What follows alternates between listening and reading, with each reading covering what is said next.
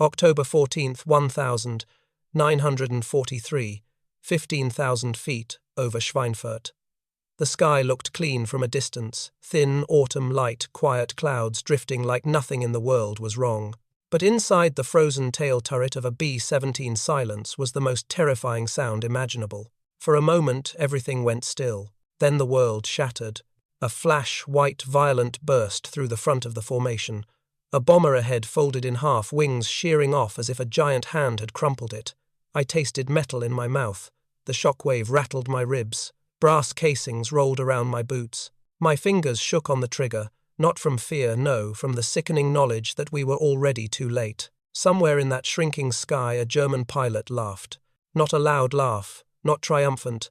Something worse, quiet, confident, practiced. He had done this before, many times. Through the shimmering distortion of oxygen-thin air, his Furv 190 slipped past the wreckage like a hawk drifting through falling feathers. Sunlight flashed off the canopy. For a split second, I saw his eyes, calm, focused. He had 12 seconds before he reached us. I swallowed, throat burning from the oxygen mask. The intercom hissed with static. "Tail, you got him. I see him," I whispered. But he wasn't coming for me. He wasn't even worried about me. Why would he be? We were unescorted, alone. Just metal coffins drifting deeper into the Reich, held together by cold air and wishful thinking. The German rolled inverted nose, dropping into a perfect attack line. Slow motion kicked in, not in the camera but in my brain. Every vibration, every rattle of the fuselage, every groan of metal felt stretched, elongated, unnatural. Time was obeying him, not me. 8 seconds. His cannon ports glowed faintly. 7. The bomber beside us exploded in a blossom of orange that punched heat through my turret glass. A body tumbled past, suit aflame, spinning silently into the void. 6. I squeezed the triggers. The guns didn't answer. A jam. The cold stabbed deeper as panic slipped under my skin. I slammed the charging handle, breath, fogging the glass heart, hammering with the ugly rhythm of a man who knows he is about to die. 5. The German pilot leveled out. Perfect line, perfect distance, a surgeon preparing an incision. 4. He fired. The tracers came slow, too slow, like molten beads floating through syrup, a deadly illusion.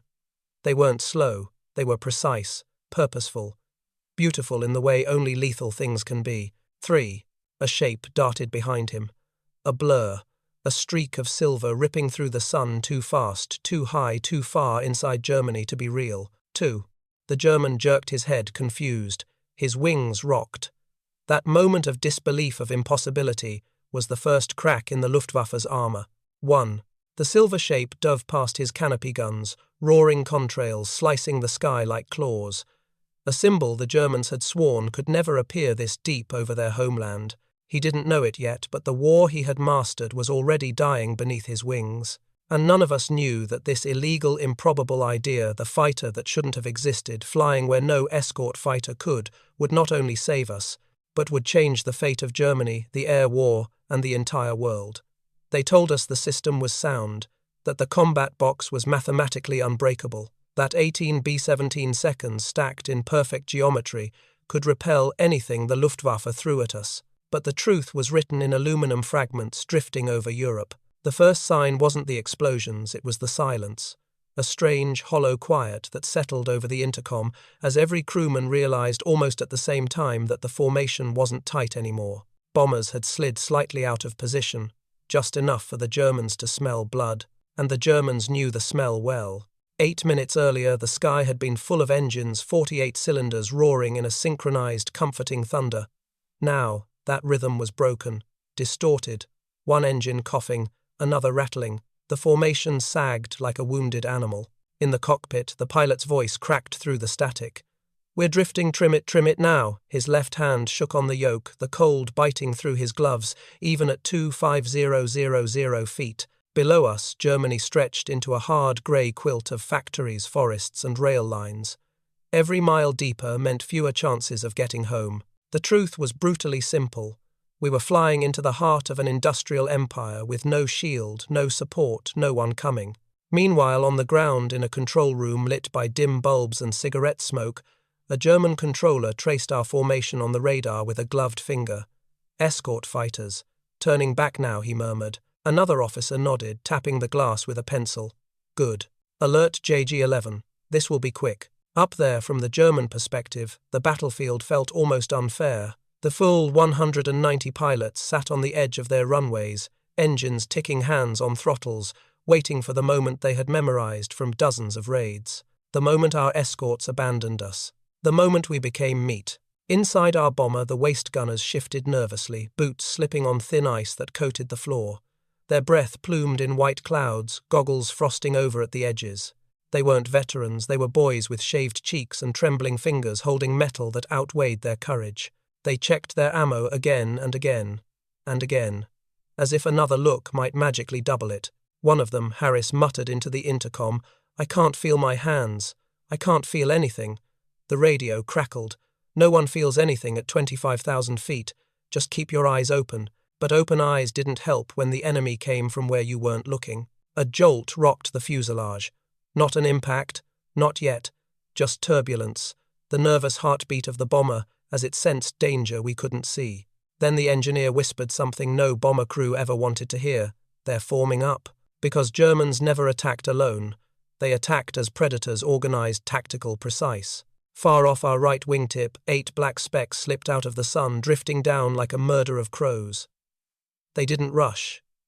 Didn't dive. They approached with the calm confidence of hunters who already knew the ending. From the perspective of a German ace, it wasn't chaos. It was choreography.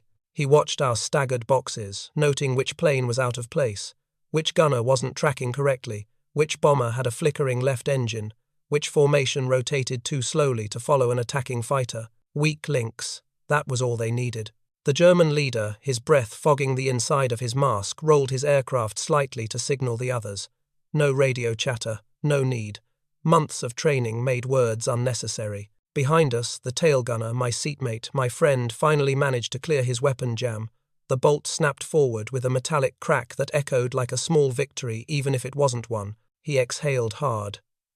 All right. All right. I'm good now.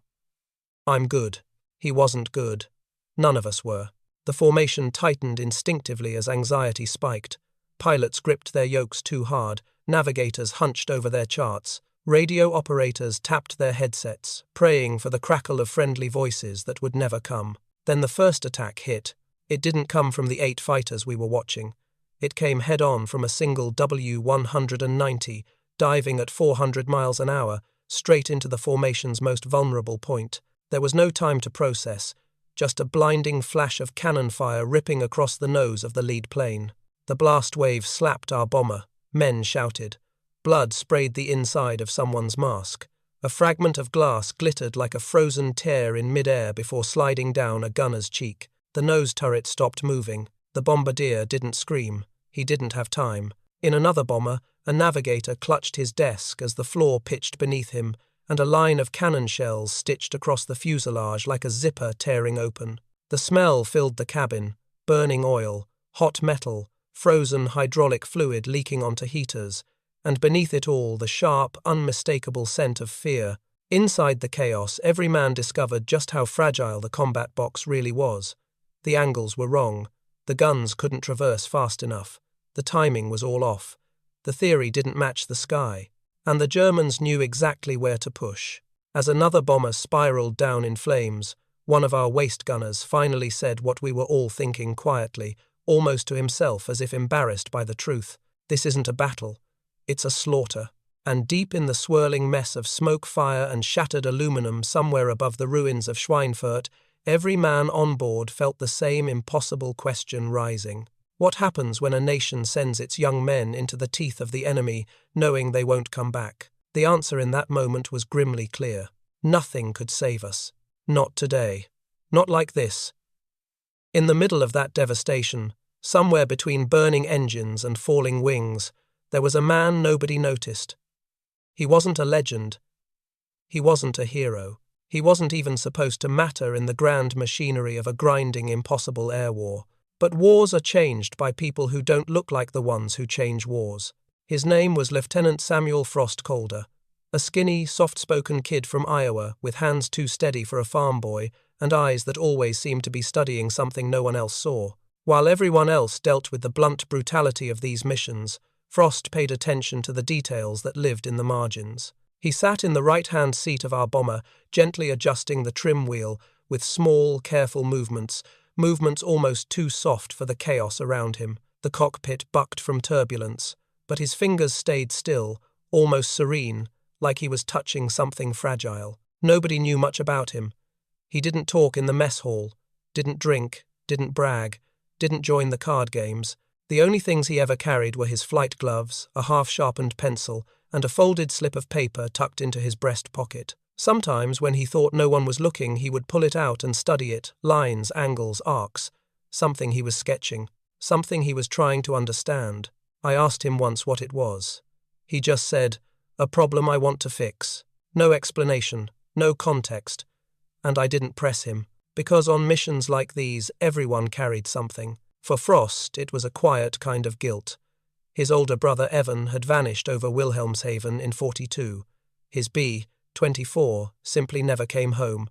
Frost never talked about it, but there were nights when he stayed in the hangar long after the rest of us left, tracing the fuselage of our bomber with his fingertips, like he was trying to understand how something built from aluminum, rivets, could take a man away so completely. In the cold fluorescent light, with shadows stretched across the floor, he looked less like a soldier and more like someone begging an unfeeling machine to answer a question it wasn't designed to answer. One of the ground crews, Fitzpatrick, once told me, "That kid, he's always listening, not to us, to the plane, like he hears things we don't." Maybe that was true, because on missions Frost noticed everything.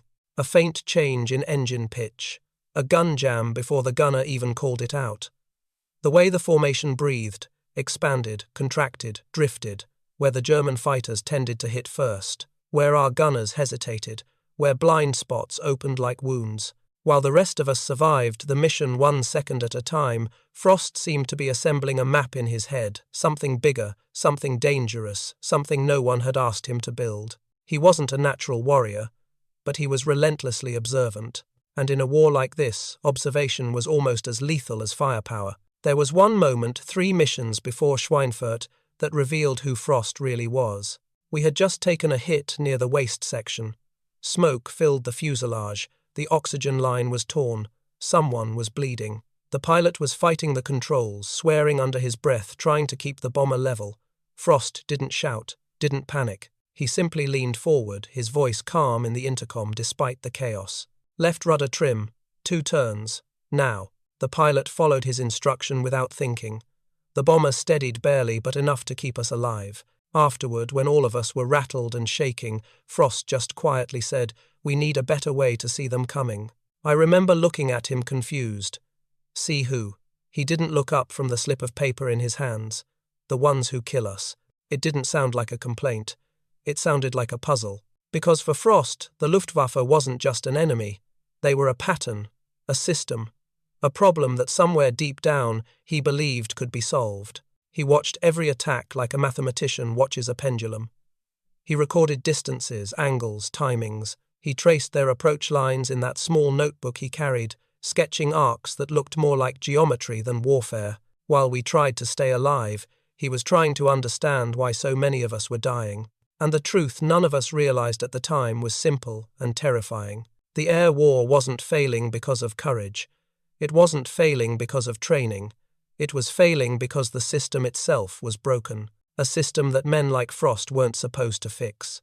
But he couldn't help himself. That night after Schweinfurt, while the rest of the base drowned their grief in whiskey and bad jokes, Frost sat alone at a wooden table outside the hangar. He pulled out that slip of paper, the one he'd been folding and unfolding for weeks, and began drawing again. The pencil danced across the page. Lines intersected, angles sharpened. Something new took shape, wrong, dangerous, forbidden. A small idea, an impossible idea, the kind that could get a man ignored, mocked, or court-martialed.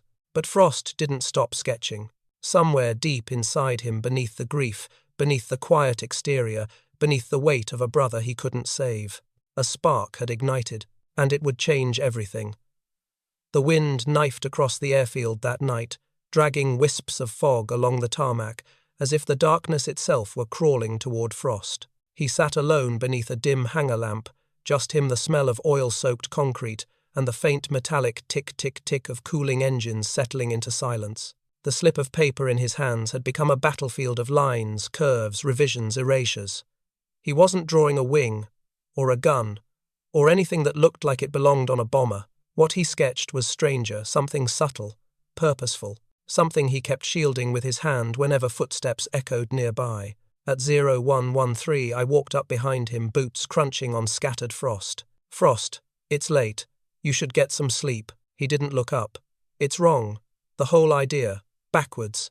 "What idea?" He tapped the paper, frustration tightening his jaw. "We're looking the wrong direction. They always hit the places we can't see." His eyes flicked toward the sky as if the Germans were up there right now, sharpening their cannons for tomorrow. He traced another line. A curve.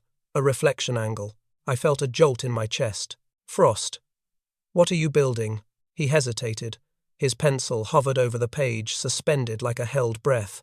Then he folded the paper sharply, edges aligning with almost obsessive precision. Nothing official, which meant something dangerous. Frost wasn't an engineer. He wasn't a designer. He wasn't even a senior officer. He had no rank, no authority, no permission to redesign the air war. Yet something inside him refused to accept the massacre as natural or inevitable. The forbidden thought had taken root. He whispered, as if afraid the night air might report him to the command staff.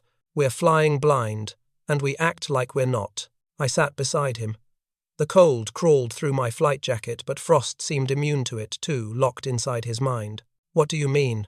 They come head-on, or from above, or from that high arc off the sun, and we keep giving our gunners the same fields of view, same angles, same broken geometry. The formation isn't the problem, it's what we can't see." A nerve flickered beneath his eye.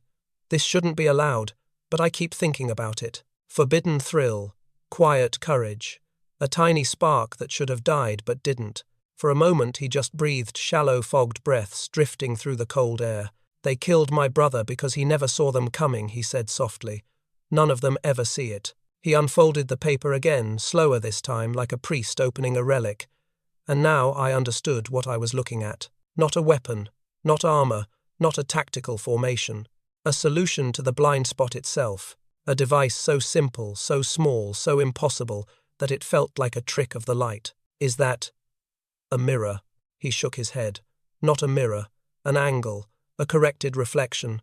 If a gunner can see the angle the enemy enters even 1 second sooner, just 1 second, he can fire. This would get you thrown out of the army." "I know. Or worse." "I know." His voice didn't shake. That's what scared me. Not that he had the idea, but that he believed in it enough to risk everything. He leaned forward, whispering urgently as if the hangar rafters were eavesdropping. "The blind spot isn't fixed by more guns, or more armor. It's perspective. We need a way to bend sight lines, to see what shouldn't be visible." He looked at me, breath trembling just once. This could save crews. This was the moment. The pivot. The choice between silence and mutiny. Then footsteps. Heavy, irritated, unmistakably approaching. Sergeant Rourke, a crew chief built from sandpaper and suspicion, stepped into the lamplight. "You two planning a midnight romance," he grumbled. "Or are you actually doing something useful before I kick your asses into next week?" Frost snapped the paper flat, hiding the sketches beneath his sleeve. "Just checking trim reports, Sarge." Rourke eyed him long, skeptical. "That's so. Because I know what boys look like when they're drawing cartoons instead of sleeping." He took one more step, close enough that Frost's pencil snapped between his fingers. Rourke leaned in, voice like gravel grinding on concrete. "Whatever you're cooking up, Lieutenant, stop. Command doesn't like surprises, and sure as hell doesn't like ideas." He walked away, muttering curses. Frost stared at the broken pencil in his hand. He didn't rebuild it. He didn't get a new one. He simply unfolded the paper again. The forbidden idea glowed faintly beneath the lamplight.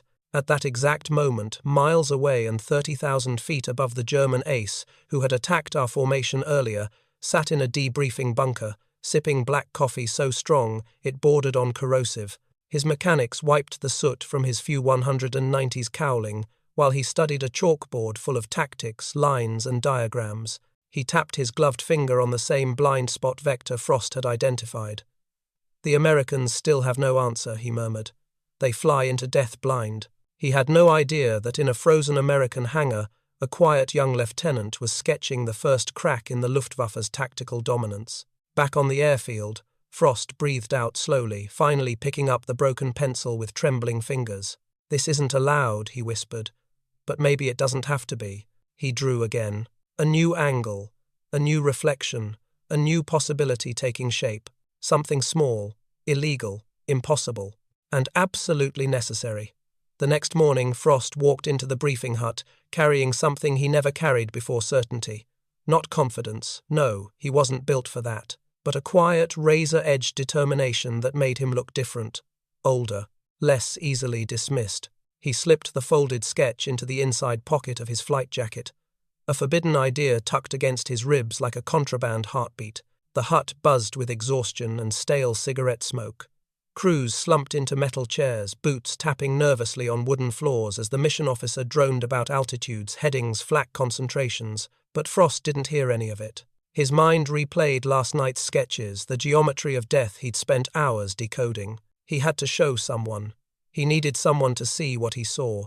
His eyes drifted toward Captain Mallory, the oldest man in our squadron, a gruff, battle-scarred pilot who had survived things none of us wanted to imagine.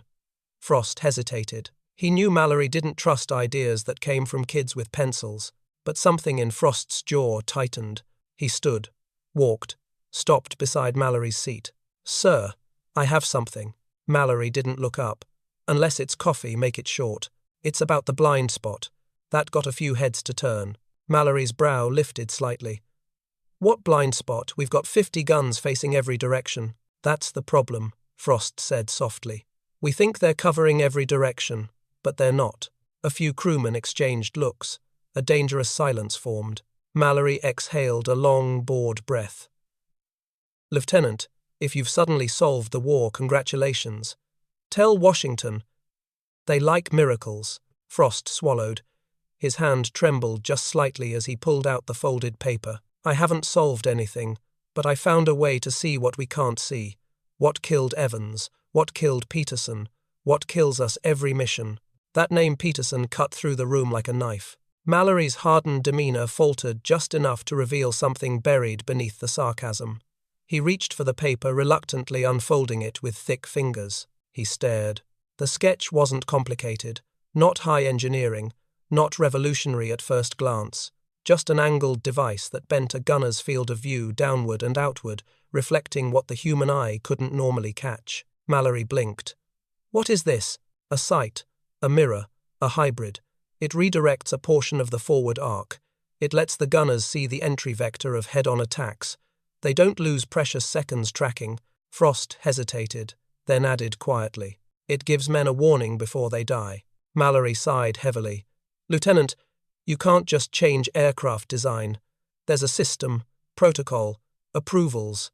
Another pilot snorted. "And we know command loves new ideas, especially from nobodies." Laughter echoed, sharp, bitter mocking. Frost didn't flinch. He expected it. "It works," he said simply. "I've run the angles. Tested the reflection line off the fuselage last night. If we install it..." Mallory slapped the paper onto his knee. "Install it. You want to bolt an unauthorized device onto a bomber. That's sabotage. It's survival. It's a court-martial." The room went quiet again. Frost lowered his voice, and for the first time there was heat behind it, controlled, focused, the fire of someone who'd finally had enough of watching good men vanish into the clouds. "Sir, they know exactly where we can't see. That's why they hit us every time, and we act like we can't change that." Mallory rubbed his temples. "We're not engineers. We're pilots. We follow orders." Frost shook his head. "We follow each other. That's how we survive." Then Rourke, the crew chief from last night, stepped into the room, arms crossed like a wrought-iron gate. He glared at Frost. "So this is it? This is what you were hiding in the hangar?" He grabbed the sketch. "You want to modify aircraft without clearance? Are you insane?" Frost reached to take it back, but Rourke held it high out of reach. Mallory rose slowly. "Sergeant, give it to me." Rourke hesitated, then dropped the sketch onto Mallory's desk with an exaggerated sigh. Mallory scanned it again, then looked up, and this time his expression had changed. Not acceptance, not approval, fear. Frost, if Command finds out you drew this, they'll shut you down. They'll shut us down.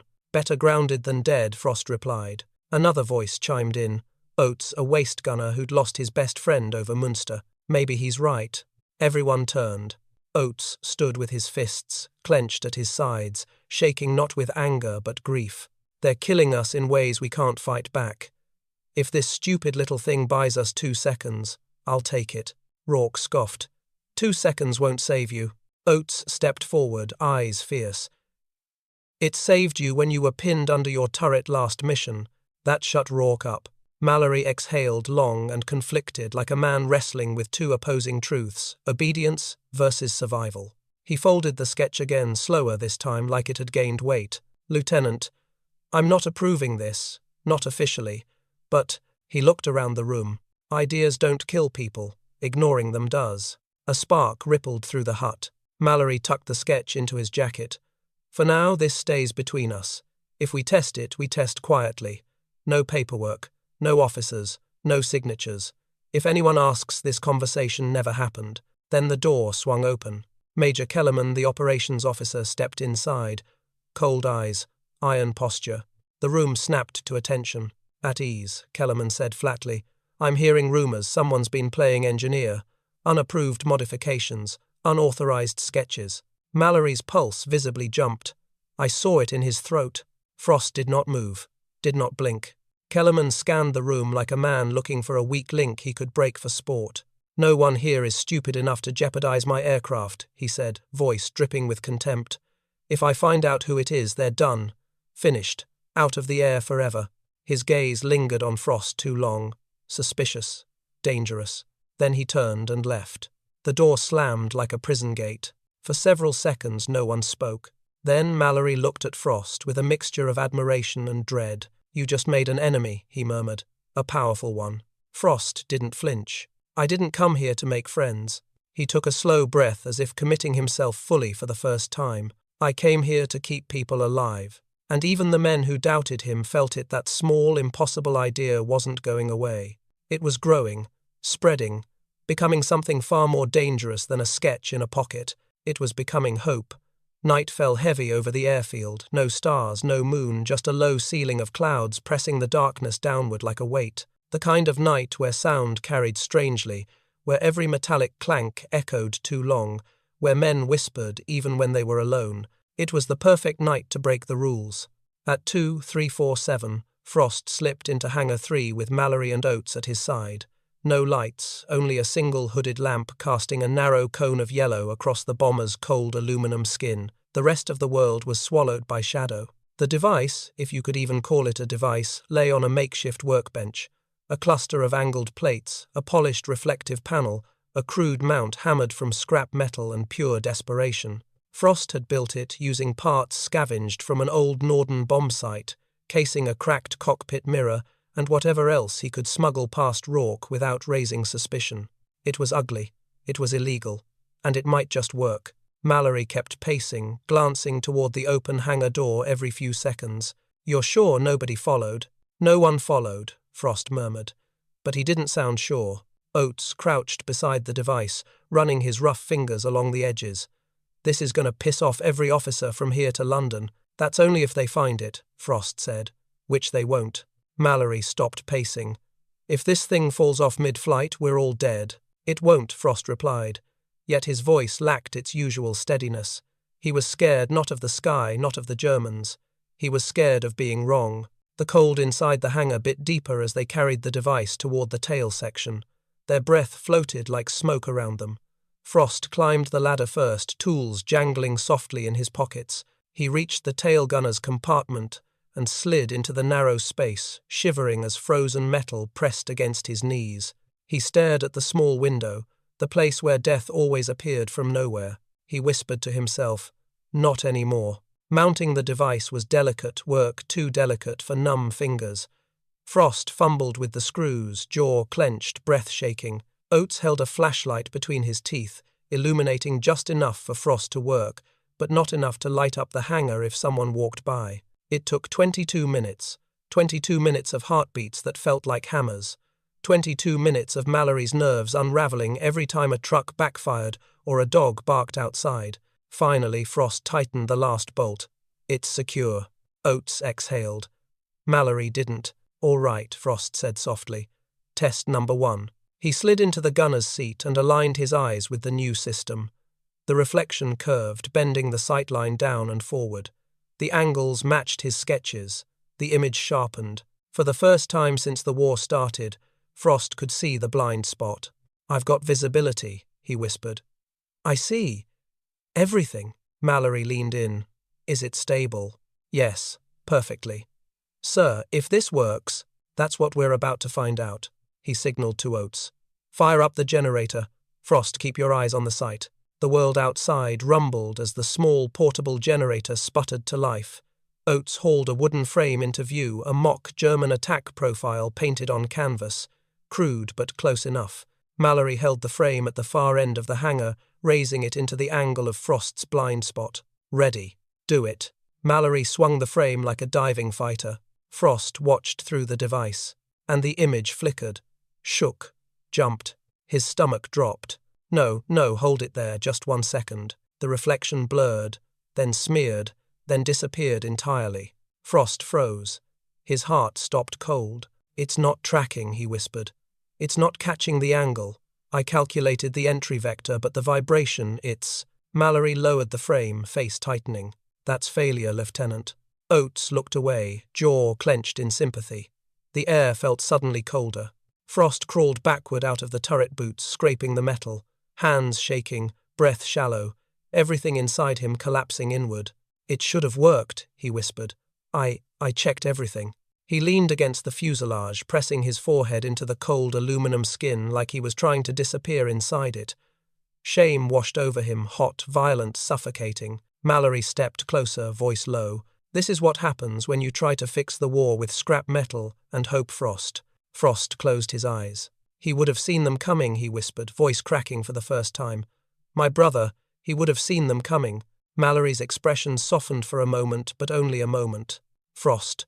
We can't fix the past, and we sure as hell can't gamble the crew's lives on something that doesn't work. Oates tried to offer comfort, but Frost stepped away. No, give me an hour. Mallory shook his head. You had your hour. 1 hour. That's all. What are you going to do? Reinvent the laws of physics? Frost didn't answer. He was already climbing back into the turret. He tore the device off the mount fingers, moving with frantic speed. He unscrewed plates, flipped angles, reversed the reflective surface. He scribbled new vectors on the glass with a grease pencil, numbers spilling out of him like a confession. Sweat mixed with frost on his forehead. This is wrong, he muttered. It's not the angle, it's the vibration. The airflow forces distortion. But if I change the base, stiffen, it reduce harmonic oscillation. He bolted the device back in place, rewired it, rebuilt it, reimagined it. 64 minutes later, Frost sat back, breath ragged. Test it again. Mallory hesitated, then lifted the mock fighter once more. All right, 1 more shot. He swung the frame. Frost watched through the device. The image held, clear, sharp, stable. Mallory froze mid-step. Oates stepped closer, eyes wide. Increase speed, Frost whispered. Mallory swung faster, still clear. Dive angle. Mallory tilted the frame into a steep attack vector. No distortion. Frost's voice broke, trembling not from cold but from something overwhelming, electric, impossible. I see it. I see everything. Sir, this works. This actually works. Oates let out a laugh, loud, relieved, almost hysterical. Mallory didn't laugh. He just stood there, stunned, the weight of what he was seeing sinking in like a stone. Then he whispered, Holy hell! You did it! Frost sagged back into the turret, breath shaking, eyes burning. Not triumph. Relief. A release so deep it felt like he'd been holding his breath since the day his brother vanished. Mallory climbed up beside him. Lieutenant, do you understand what this means? Frost nodded slowly. It means the next time they come for us, we won't be blind. For a few seconds the hangar felt silent, sacred even. Then Oates whispered the words none of us dared say out loud. You just changed the war. But the victory lasted only a heartbeat. Because outside the hangar a shadow moved. Someone had been watching. And the second test, the one that mattered, would happen not in a hangar, not with a mock target, but at 2,5000 feet, with real cannon fire ripping through the sky. Frost didn't know it yet, but his breakthrough was about to face the brutality of combat. Dawn came in slow, metallic shades of grey, the kind of morning where even the sunlight felt cold. Frost didn't sleep. None of us did. The device sat inside the tail section like a secret heartbeat, waiting to be tested in the only place that mattered, the sky, where men lived or died by seconds. By 0712, engines roared across the airfield, coughing black smoke into the winter air as ground crews pulled chocks and signaled thumbs up. Another mission, another gamble, another day when the air war would chew through lives like ammunition. Frost climbed aboard our bomber helmet under his arm, steps slower than usual, not from fear, but from the crushing weight of responsibility. If the device failed up there, men wouldn't just die. It would be his fault. Inside the fuselage, the crew moved with ritual precision. Checks, switches, oxygen lines, ammo crates, each man lost inside his own head. Only Mallory's voice cut through the tension. "All right, boys." Eyes sharp. "Frost, get to your station." Frost nodded, disappearing into the tail like he was entering a confessional. As we lifted off, engines vibrating through the frame, I crawled toward the radio compartment. Through the narrow passageway, I glimpsed Frost, leaning into his sight, adjusting the angles with tiny, exacting movements. He didn't look nervous. He looked centered, like the air knew him, like the machine trusted him. The climb to altitude took nearly an hour. Frost's breath fogged the glass. His gloves tightened and loosened around the handles instinctively. Then a voice snapped through the intercom. "Bogies, 30 plus, bearing 120. Every muscle in my body locked. This was it. The Luftwaffe came out of the clouds, like wolves materializing from fog, dark silhouettes, wings glinting in the early light engines, screaming with murderous intent. They didn't approach cautiously. They tore in, carving through the formation's flanks with predatory precision. One of them, a veteran, you could tell by the smoothness of the roll, banked toward our bomber. A high arc. Sun behind him. The exact attack Frost's brother never saw. Mallory shouted, "Tail, you got visuals." A pause. A breath. Then Frost spoke. "I see him." His voice was steady, calm, deadly focused. The new device had caught the angle perfectly. Long before the German closed the kill range, Frost was already tracking him, predicting his dive. His fingers tightened on the triggers. Mallory barked range. 4 seconds. The gunner's tone wasn't frightened. It was clinical, precise, like he was reading off math he had already solved. The German nose dipped. Cannon ports glowed. Frost fired first. The twin. 50 seconds erupted, recoil hammering against the turret as brass shells cascaded in shining streams. Tracers arced through the sky, slicing into the German's wing route. The F-190 jerked its attack, broken smoke spiraling from the fuselage. He pulled out of the dive too early, instinctively, desperately, bleeding energy he couldn't afford to lose. Mallory shouted, "He's breaking, Frost, you scared him off." But Frost wasn't finished. "I've still got him." The German tried to climb. Frost tracked the movement with frightening efficiency, finishing the burst, just as the W-190 rolled. A wing tore off. The fighter spun into a flaming corkscrew before vanishing into the clouds below. Silence filled the intercom. Then, Oates let out a whoop that vibrated through the metal skin of the bomber. Holy hell, Frost just nailed him. From a blind spot. Mallory's laughter came next, disbelieving, stunned, relieved beyond measure. "Lieutenant, you just broke the Luftwaffe's favorite trick." But it wasn't just one fighter. The next wave came, then another, high angles, low arcs, head-on dives. Each time Frost saw them sooner than any gunner in any other bomber. He wasn't reacting anymore.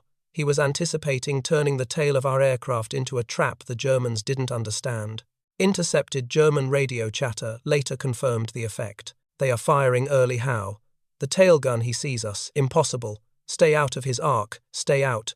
By the time the bombers reached their target, Frost had called out 7 attack vectors, disrupted 4 more, and personally shot down 2 fighters. But the most important statistic wasn't kills. It was survival. For the first time in months, no aircraft in our squadron fell out of formation. Not one.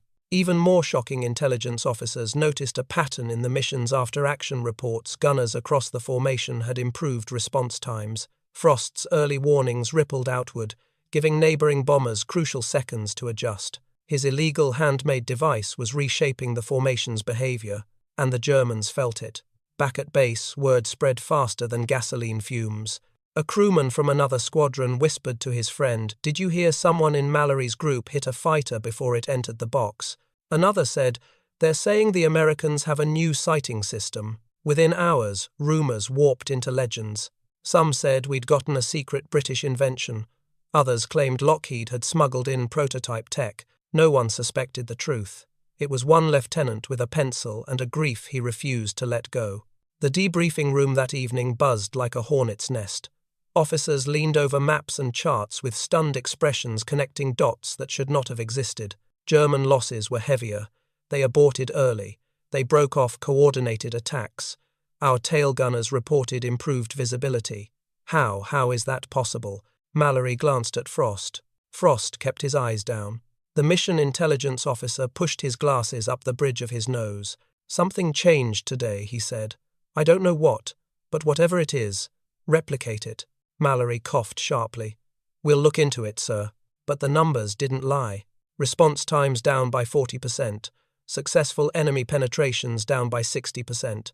Bomber survival rate near perfect. Frost walked back toward the hangar alone as the sun set, exhausted, numb, overwhelmed. He brushed his hand across the metal hull of the bomber that had carried his brother only in memory. He whispered into the cooling aluminum, "You would have seen them today, Evan." For the first time in months, his voice didn't break. For the first time in months, Frost felt something unfamiliar, fragile, dangerous. Hope. The war ended the way winter ends, slowly at first, then all at once. One day the sky was full of burning metal, and the next it was simply quiet. Not peaceful, just quiet in a way that felt suspicious, like the air had forgotten something violent. Frost didn't celebrate when the guns went silent. He didn't drink with the others, or dance with the nurses, or carve his name into the walls of the pub like so many who survived. He just walked through the hangar, running his fingers along the cold skin of the aircraft, as if touching an old friend's shoulder. He was 24, but the war had carved something older into him. Our squadron returned home in groups, first the wounded, then the lucky, then the rest of us. When we stepped onto American soil, Frost stood at the edge of the tarmac, hands in his pockets, staring at families rushing toward reunited sons, mothers crying, wives clutching uniforms, children confused by joy they didn't understand.